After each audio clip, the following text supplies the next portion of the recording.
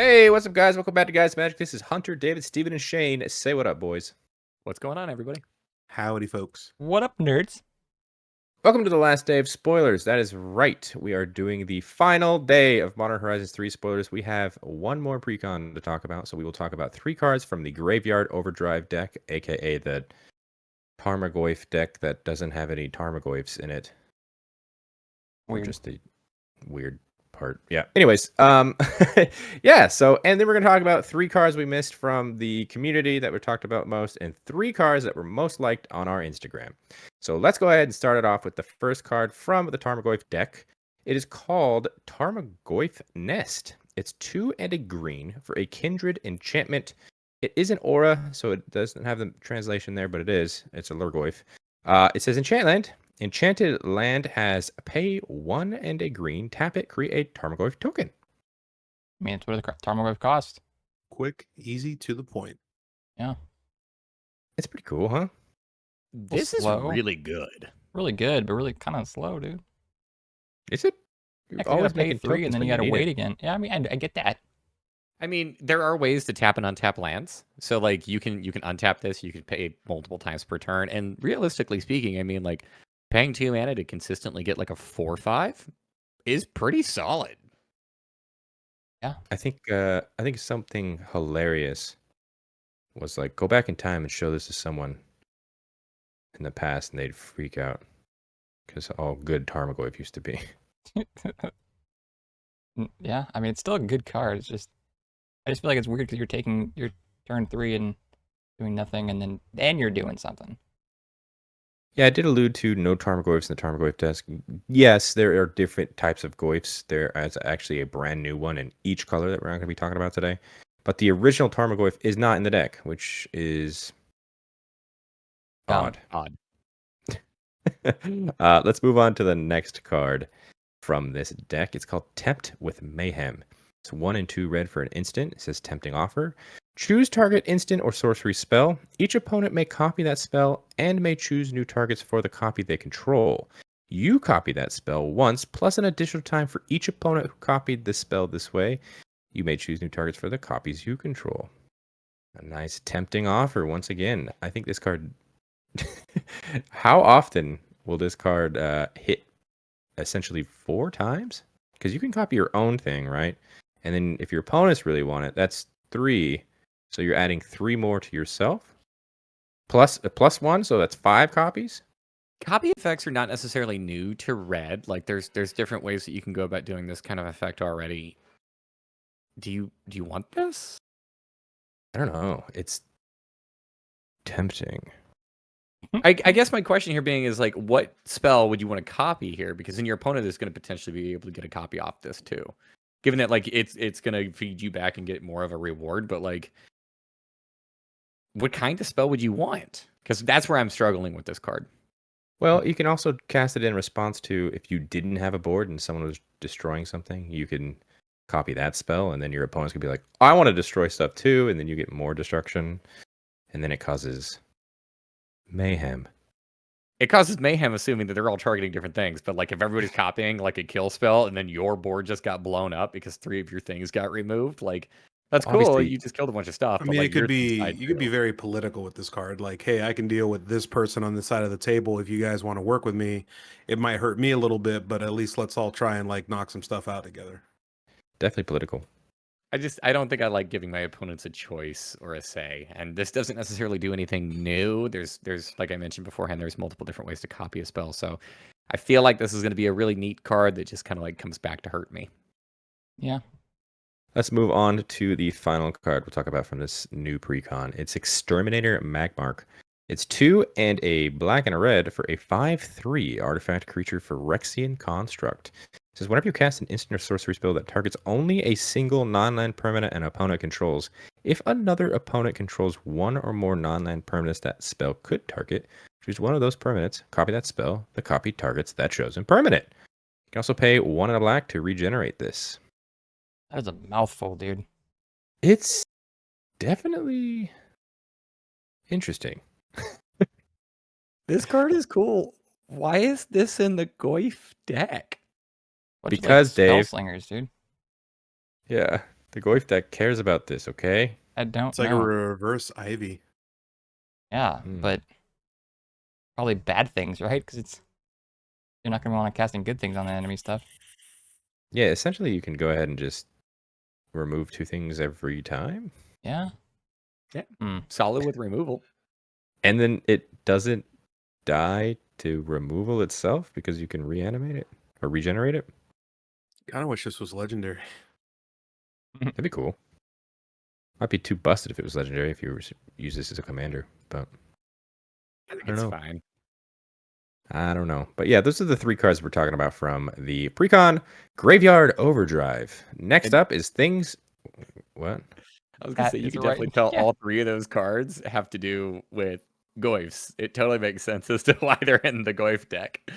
Exactly that. People were not happy with the Goyf deck, but we'll see what the upgrade is from Shane. Shane, you're going to be doing the Goyf deck, so I'm excited to see that one. Yeah, can't But wait. let's move on to the 3 things we missed from Reddit. This first one is the meme that'll never die. It is Colossal Dreadmast. It's 4 and 2 green for an artifact equipment. It is a living weapon, so it enters with a 0/0 Phyrexian Germ with this attached to it. Equipped creature gets +6/+6 and has trample. Equip cost 3 and 2 green. I think you actually pronounced this wrong. I think it's Colossal Dreadmast. Mosque. There you go. That's clever. But yeah, this is, like I said, the meme that doesn't die. I think we'll just get Colossal Dreadmaw in every set moving forward. Guaranteed. This is I mean, I dumb. think this might be the end. This is literally its death. It's almost, Oh, we saw a spirit one. And I thought that was the end of it because that was a spirit. But now it's just like, oh, here's the head of it. Yeah, but you got to think to yourself like, all right, cool. There's a spirit. Well, where's the body at? You know what I mean? So that's what people were probably thinking when they designed this card. They were like, oh, we got to finish the story. Also, is Now that we know. something? Is that something living in its mouth? Looks like there's legs on Oh, the bottom. There. cockroach, dude. So Because it can't die. looking at this card, that's correct me if I'm wrong, that's Vorinclex's head, correct? Like it's got the Phyrexian symbol on the forehead, it's got the 6 eyes, that looks like Vorinclex, and then it also has the brass coming off connecting it to the trees. I don't know. Or I'm sorry, not brass, the copper. That looks like Vorinclex to me. I think it's just the Colossal Dreadmaw's face that is Phyrexianized. Ooh. Could be. So you know what? There you go. That's our next version of Colossal Dreadmaw. Just a Phyrexian one. Yeah, Phyrexian Dreadmaw. Except the Phyrexians are dead, Dave. They It'll lost live the on in our war. Dreadmaw hearts. Fair enough. All Yeah, right, real that talk. was- How is this card? This We card can is move just on. a We meme, can move man. on, please. It's the same card as the original Colossal Dreadmaw, but equipment form. I think 6 it's mana cool. for 6/6 of trample. That's it. Yeah, but you can equip it later on. I mean, this is a huge boom if you're trying to like play with Voltron Commander +6/6 and trample. That's cool. If you say so. I'm not gonna play it. You can though. Oh, I'm not gonna play it either. I was just trying to talk about some of the positives so that people later on they don't comment and actually think that I'm super negative on every card. I mean, it's a common, dude. It's a common. Let's move on to another card. It's one of the first cards that were spoiled. We never talked about it, but we talked about it in our kind of little group here. Null Elemental Blast. It's 1 colorless mana for an instant that just says choose 1. Counter target multicolored spell or destroy target multicolored permanent. I get it. They were trying to talk up the last card because he's gonna shit on this card. This card is This so card's good. insane. This is a staple now in EDH. I agree. I'm not that high on it. That's fine. Why? I mean, I get it, like multicolored because it's colorless or whatever. But I mean, at the same time, I just kind of wish this was just like colored permanent or colored spell, just so you don't have to have that restriction of it having to hit a multicolored spell. Like most of the time, all counter spells are mono blue. So in my mind, I don't know. I don't know, man. 1 colorless mana counter target commander. Sure, if it's Destroy target multicolored. commander.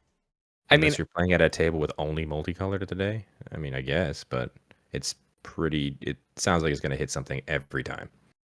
I think Hunter has got kind of exactly the point there is that like most commanders are going to be multicolored. I would say like 90% of the time I'm sitting across from a multicolored commander. And like I don't know if I've ever had a pod that I played where everybody's playing a monocolor deck.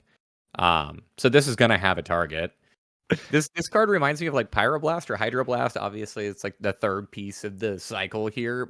But those cards can be a little bit awkward in your hand if you don't necessarily have a target for it. So like there are going to be times where this may necessarily like not do a whole lot for you, but I think that it's going to be much more applicable here. There's going to be a lot more multicolored spells.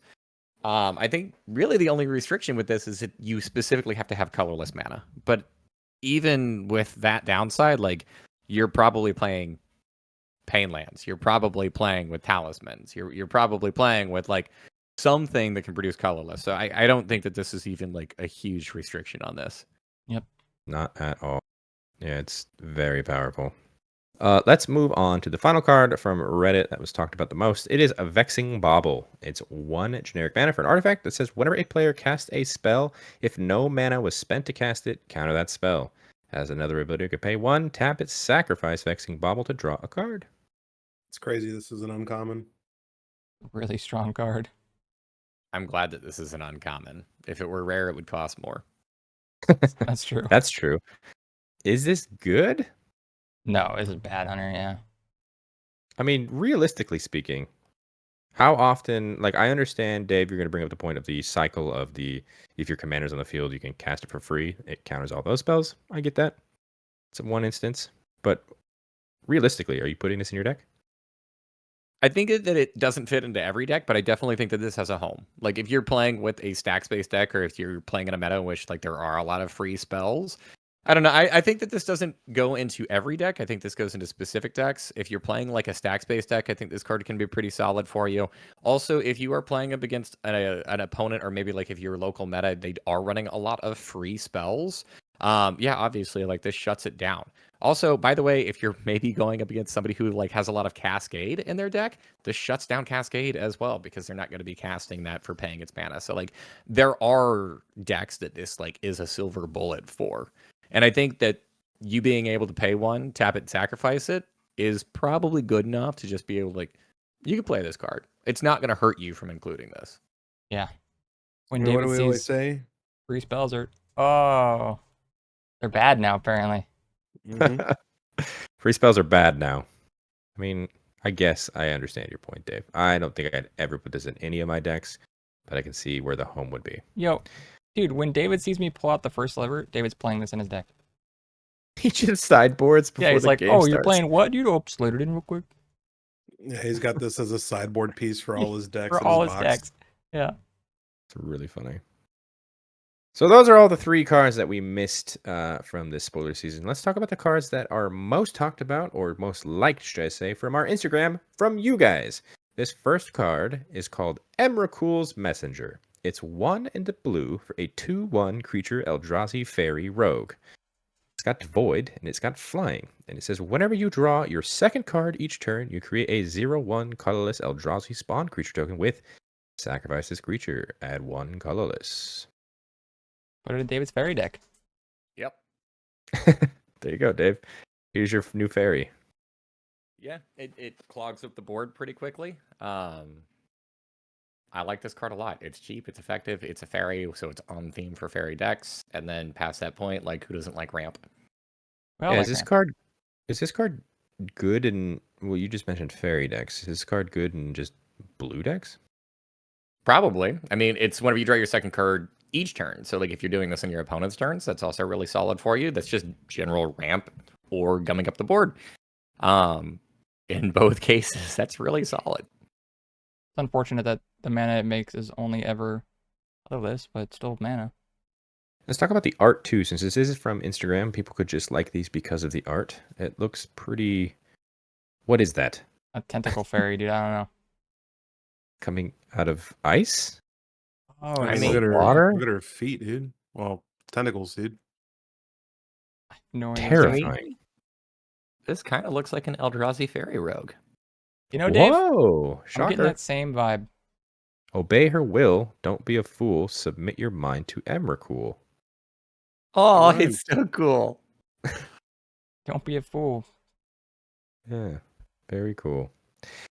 Let's move on to the next one from our Instagram that was most liked. It is Etherium Pteramander. It's 1 black mana for a 1/1 artifact creature, Salamander Drake. It's got flying, and it says it can only block creatures with flying.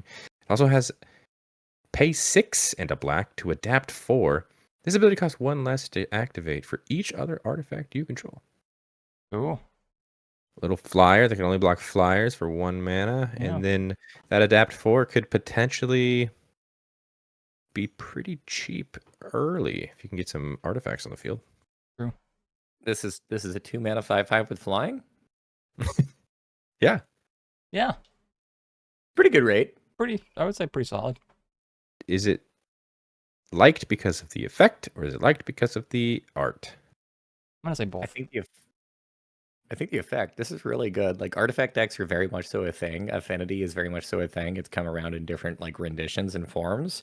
I like this card a lot. It's very easy for you to just be able to like dump a massive number of artifacts. So I don't think that this is actually a stretch to say that this is a 2 mana 5/5 with flying.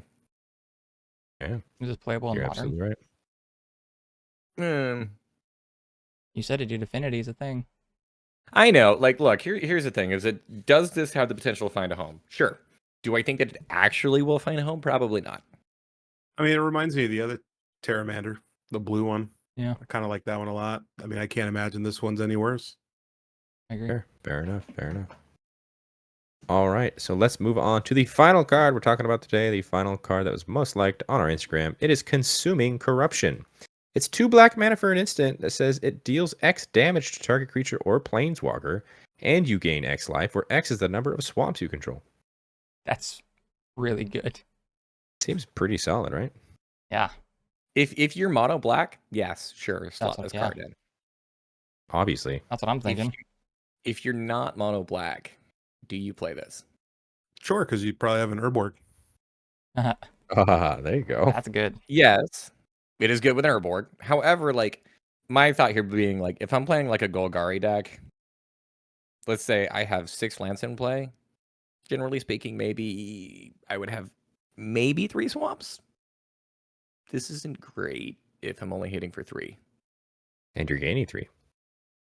Yeah, you're gaining 3, but even at that rate, like it's Could not actually, fantastic.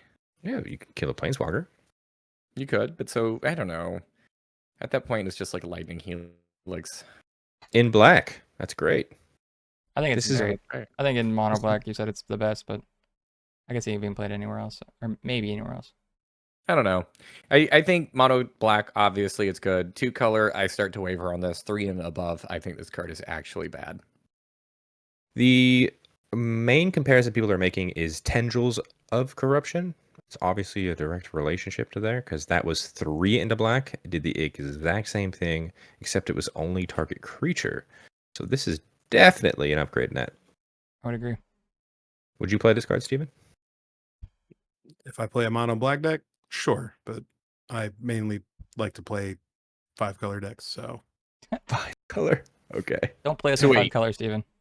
You mean to tell me that you play decks in which Null Elemental Blast is good against you? Aha. Full this is the circle. reason why I wasn't happy with it. That is going to do it for us today. Our final spoiler video. If you guys made it this far, hit that like button and subscribe to the channel because you don't want to miss all the upcoming content. We will be working away on those $100 and $300 upgrades for all of the precons from this set. Before we wrap things up, let's talk about what our favorite cards were that we talked about today. We will start with Shane. Shane, what was your favorite card we talked about today? Yo, I get to go first. I get to say it. Null Elemental Blast. How about you, Steven? What was your favorite? Vexing Bauble. Vexing Bauble. That's a fun one. Don't know if I would play it. And David, you favorite? I'm going to be a weirdo here. I'm actually going to go with Tarmogoyf Nest. What a weirdo. Tarmogoyf Nest. Okay. That's cool. And uh, I'll join Shane here. Null Elemental Blast was my favorite. It's so good. I'm so glad it's an uncommon, and I really hope I open up a bunch. if you don't, buy them. Buy 'em. Dozen. Buy them while they're cheap. But that is going to do it for us today. Comment down below. What was your guys' favorite card we talked about today? Or your favorite card overall? Which card are you most excited for from this set? Check the links in the description below for our Instagram, our Twitter, and our TikTok. That's at Guys of Magic for each one. Follow along there as well.